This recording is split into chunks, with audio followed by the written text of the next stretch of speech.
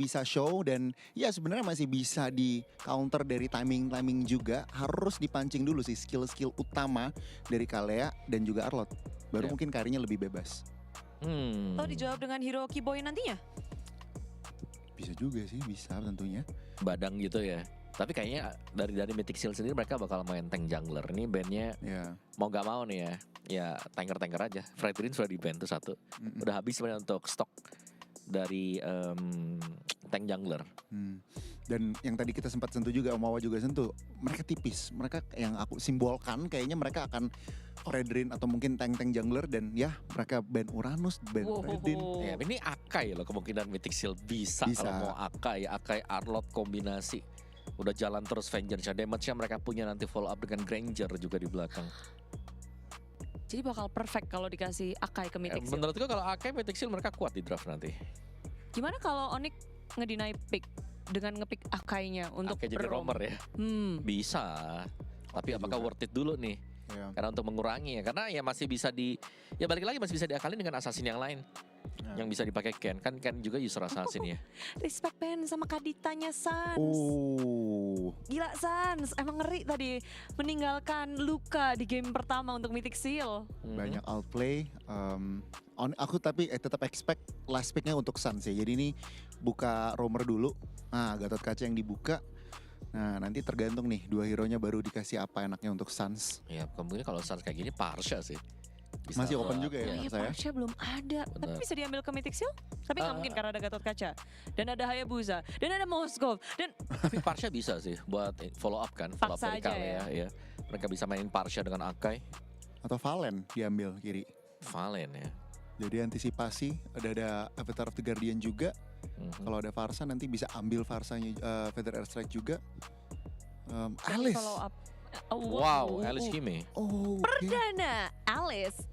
Alice untuk game kedua Mythic Seal. Akankah ini jadi lampu ding dong, lampu bahaya untuk Onyx? kembali ke identitas mereka, drag to the late game dan tampaknya Alice itu yang dicari oleh Mythic Seal. Wow, Jadi oke. bisa jadi lampu kuning nih, bahaya. Aku bilang lampu kuning buat Onyx, bener. Karena mereka harus waspada kalau sampai objektif awal diambil, snowball Alice itu sangat cepat. Meskipun tanpa pengawalan ya, tanpa ada Angel lah, tapi ya ini masih bisa di-heal dengan Kalea. Perdana, Alice. Berani. Dan ngelihat kalau dalam bukinan gini, Onyx harus bisa menjawab dong. Satu pick terakhir, udah tos-tosan. Apa ini?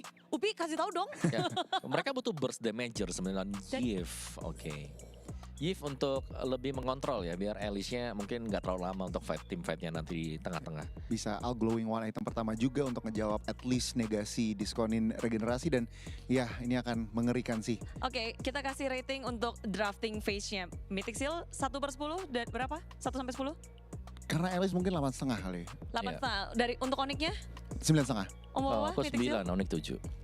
9 untuk Mythic. Dari segi draftingnya itulah dia nilai yang telah diberikan oleh panelis. Langsung saja kita lihat bagaimana eksekusi di Land of Dawn bersama para caster Ranger Mas dan juga Lim Kocu.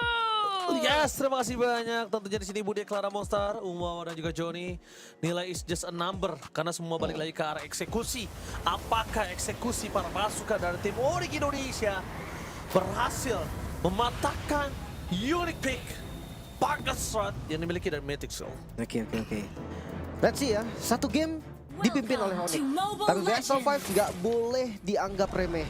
Seenggaknya masuk di match point itu membuat lebih sedikit tenang. Yes, benar sekali.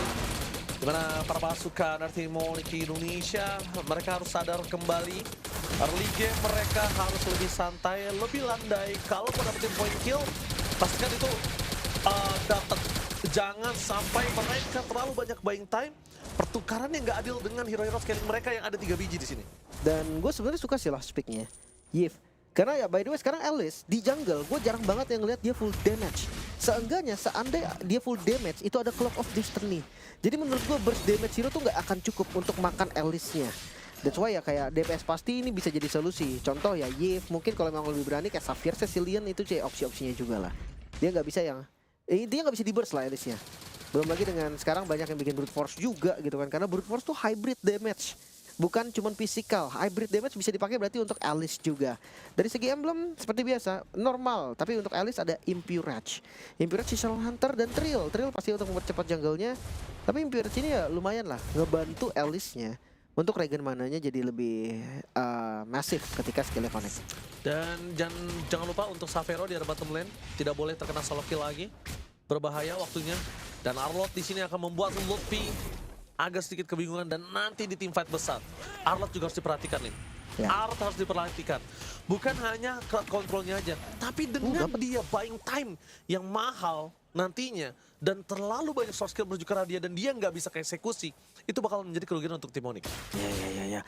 Dan mungkin yang jadi masalah terbesar dari Arlott Final Slash-nya sih, Final Slash-nya itu yang harus diperbincangkan lagi. Tapi Turtle Keyboy Zoning out mencoba dilakukan dengan World Manipulation masuk ke dalam tempat pada slash-nya for nothing. Kairi Reset. mencoba untuk sabar, beriset sedikit dan kill Ken, tandanya Retribution.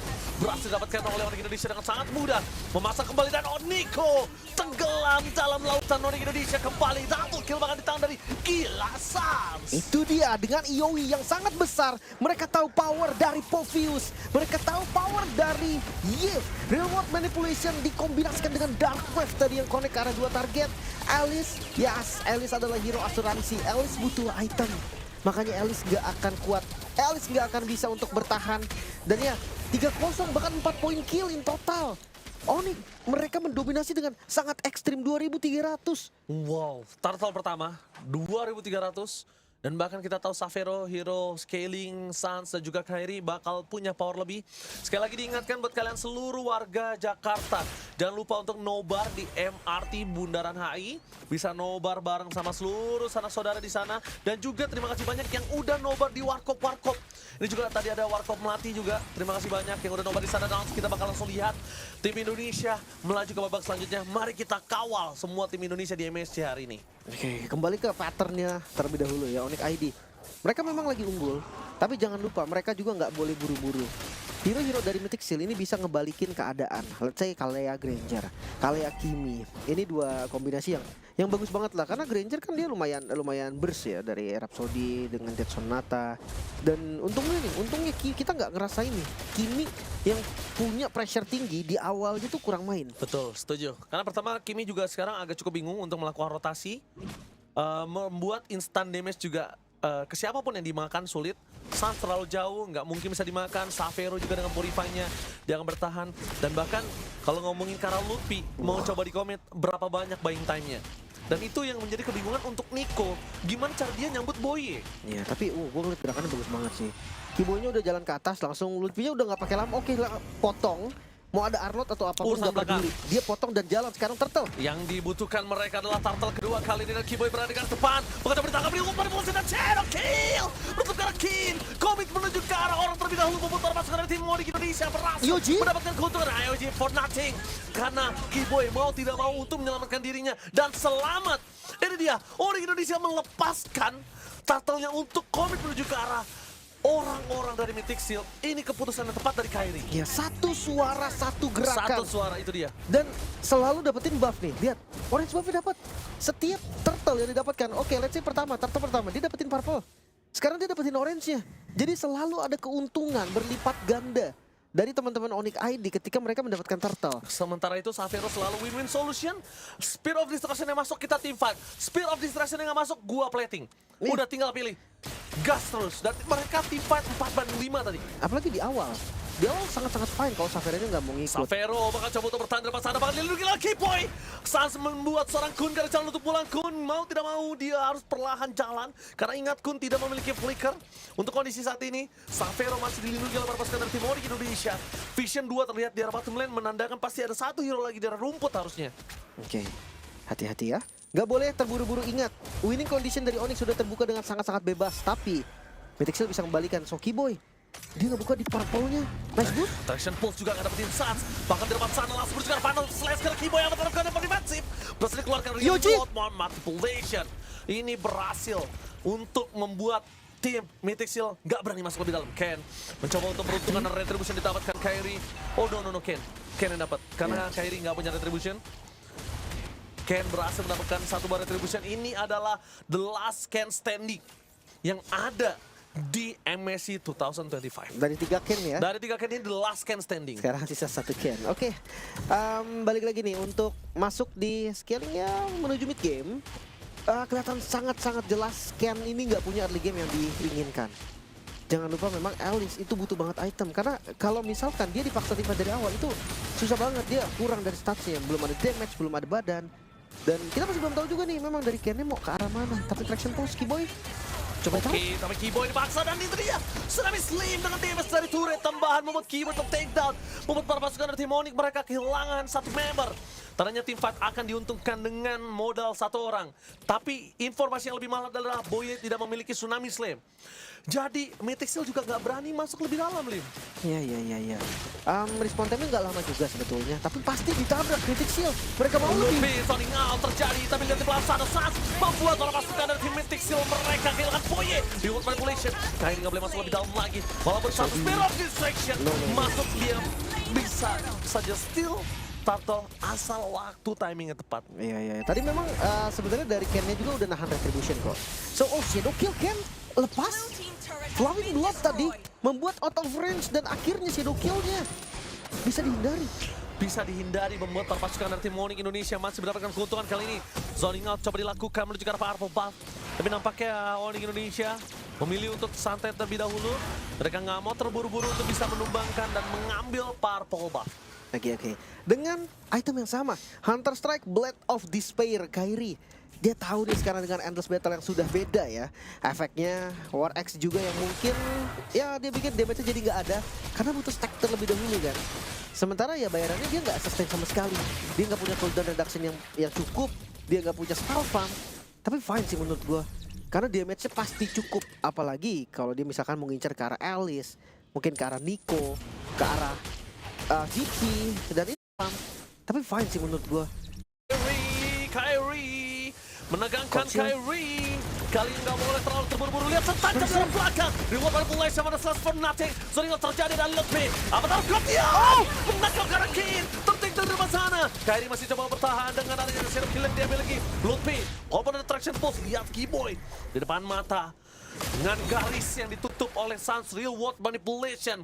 Bukan hanya sekedar Real World Manipulation, tapi itu adalah garis pembatas di mana Mystic Seal akan coba untuk menghindari, tapi Flicker defensif. Mau tidak mau didapatkan oleh para pasukan dari Mystic Seal. Shadow Kill dan gagal.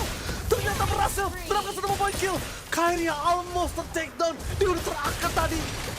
Hampir. Sempat gagal tapi langsung spamming Shadow Kill-nya mendapatkan point kill yang sangat penting. Untungnya nggak ada Tsunami Slam tadi. Ya, Dan follow-up damage-nya juga nggak ada tadi. Kebetulan nggak ada chain stun. Yang tumbang kan kuning, nggak ada lagi stun pasti. Dan itu memang celah bisa dibilang yang dimanfaatkan oleh Onyx ID. Mereka juga udah melihat draftnya ini minim banget crowd control, minim banget efek stun. Jadi ya mereka lumayan bebas lah dalam tanda kutip. Kayak targetnya hanya 1 aja, nanti siapa yang kena Tsunami Slam, sisanya akan bebas. Let's say Savero jadi Tsunami Slam, ada Purify selesai. Kairi Tsunami Slam, Savero bebas. Jadi susah banget sebenarnya untuk Mythic Seal. Kalau mereka pengen targeting 1 dan burst damage mereka, ingat itu nggak sebesar yang kita kira. Yes, lihat di depan Purify? sana, mereka coba untuk bermain bait. Mereka mencoba untuk bermain dengan Kating terlebih dahulu, Lim. Karena kita lihat ada konsel gaming untuk para pasukan tim Mythic Seal. Informasi didapatkan Kiboy bersama dengan Lutfi. Apakah baiknya akan coba dilakukan oleh Lutfi? Apakah coba ditangkap sedikit damage yang diberikan? Tidak mau terlalu terburu-buru. Meloncat ke arah belakang, tapi dapat Shadow Kill. Belum dikeluarkan, target mereka menuju ke arah Sans. Dicatat finally. Perpasukan dari tim Onyx Indonesia hilang Sans, tapi CB pun terperangkap. Savero menuju ke arah sosok seorang Alice, tapi Shadow Kill from Kairi. Shadow Kill! Berhasil melakukan triple kill! The King of Jungle! Onyx Indonesia! Shadow Kill!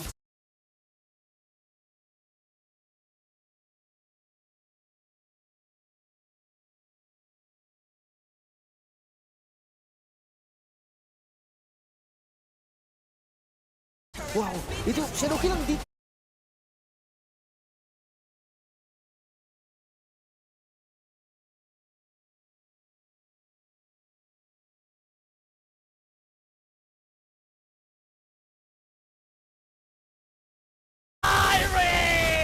Shadow Kill! Berhasil melakukan triple kill! The King of Jungle! Onyx Moniki Indonesia.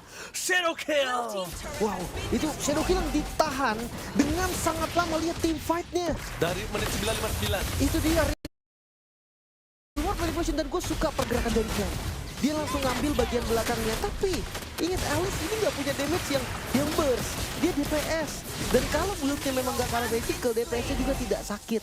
Dan bayangkan kali ini Shadow Kill baru keluar setelah 2 orang jadi korban. Itu timingnya bagus banget, dia mainin Quad Shadow-nya, dia mainin Shuriken-nya dulu. Dan itu memang harusnya seperti itu untuk Hayabusa. Shadow Kill memang dipakai ketika memang udah bener-bener Mythic Shield. Tapi nampaknya mereka masih menunggu satu wave kembali. Satu wave ini yang mungkin bisa menjadi penentu untuk best turret mereka.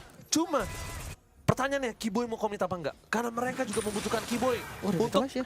masuk ke dalam. Tidak ada revitalize, apakah berani mereka untuk komit? Dan itu dia masuk lebih. Apa terus dari Kiboy berhasil mendapatkan 2 di bawah lingkar dengan para pasukan dari tim Indonesia. Tidak bisa memecahkan turret karena tidak ada minion clear yang sangat cepat. Tapi terlanjur Kiboy masuk ke dalam. Akhirnya Kiboy menjadi korban jiwa dari keganasan tim Mythic Shield. Ya, itu bisa dibilang nice try sih. Percobaan yang bagus banget. Ya, walaupun memang gagal. Karena minionnya bisa di-clear. Dan lihat, item dari Khan. Ini yang gue bilang tadi, kenapa lawan dari Alice ini perlu DPS pasti. Karena Alice-nya akan build hybrid mungkin. Satu-satunya item magicalnya Clock of Destiny biasanya. Sisanya akan mengarah ke Oracle, Brute Force mungkin. Ya, ada juga yang bikin Curse Helmet. Jadi kayak bener-bener susah untuk ditumbangin. Makanya DPS pasti adalah jawaban. Gak bisa nih kalau tiba-tiba kayak di burst. Misalkan saya Eudora deh, hero burst gitu. Dia gak akan tumbang dan akan dibalikin. Tapi ya, balik lagi untuk Onyx, 10.000. Mereka sedang di atas angin. Jangan Betul. sampai ada misplay yang terjadi. Dan itu dan kenapa minionnya clear? Jelas karena retribution dari Alice-nya tadi mengarah ke arah katapult. Udah dicoba kok, Sabera udah mukulin turret tadi. Tapi ya memang mau Langsung gimana? loh. Ada anti-vector protection itu kuat banget sekarang. Bener-bener susah banget kalau untuk mau ditembusin. Oke. Tanpa minion ya. Tanpa minion yang bisa kita bilang menjadi sebuah keuntungan dari Mythic Shield tadi. Dengan lord selanjutnya mereka masih punya turret. Iya oke, memang nggak ada darahnya. Tapi itu tetap turret.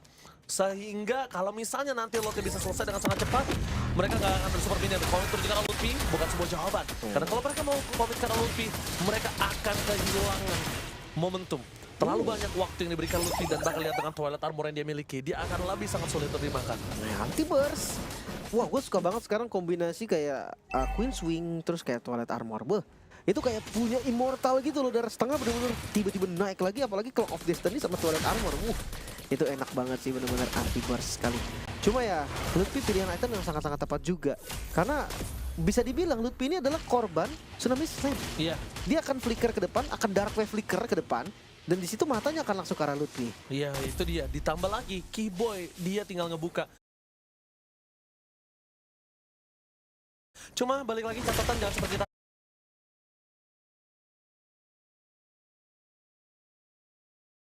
tadi. Kalau mereka masuk di saat yang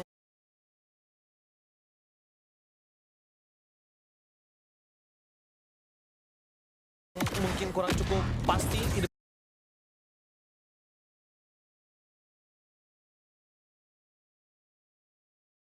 berbahaya. Untungnya saat sekarang udah available dengan Purify-nya. Di arah top lane akan show untuk sosok seorang Moskov. Tapi informasi yang didapatkan adalah tidak ada 2 orang di sana. Bahkan tidak ada 3 orang.